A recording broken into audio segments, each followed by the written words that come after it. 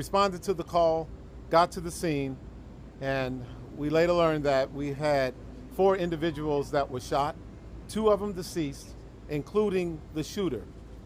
The DPD quickly was able to locate the shooter who was deceased. We're going to be working this investigation shoulder to shoulder with our federal partners. The FBI is on scene.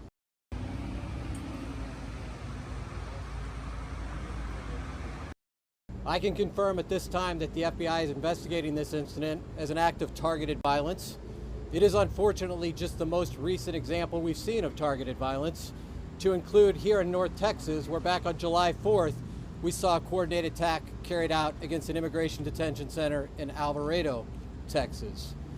What I can also share with you is that early evidence that we've seen from rounds that were found near the suspected shooter contain messages that are anti-ICE in nature. Again, this is just the most recent example of this type of attack. This will be a whole of government response. There will be no resource not utilized to bring all those individuals who are responsible to bring them to justice and to hold them accountable. While we're not releasing identities of any victims at this time, what I can confirm for you is no members of law enforcement were hurt during this attack. If any member of the public has information that would help the FBI's investigation, I would ask that you please report that. Families, stop. This has very real consequences. Violence is wrong. Politically motivated violence is wrong. It was 2 weeks ago today that we saw a political assassination in Utah that tore the heart out of much of this country.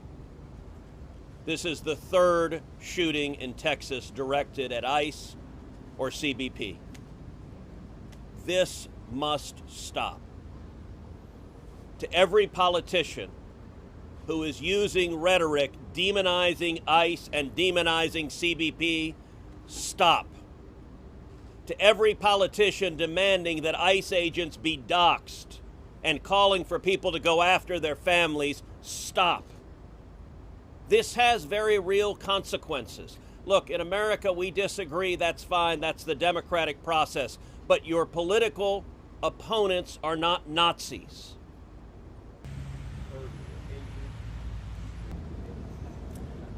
This is the second time I've had to stand in front of you and talk about a shooter at one of my facilities. And I think that the takeaway from all of this is that the rhetoric has to stop.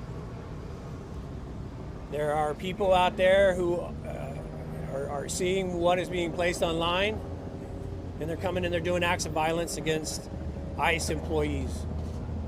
So that's kind of all I have for today, is that it's just got to stop.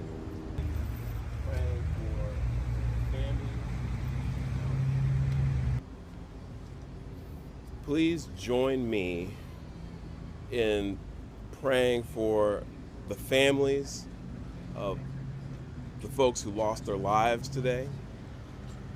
Pray for the speedy recovery for those who are hurt and were injured in what happened today. Hi, Megan. Yeah, good. Hey, Nicole, is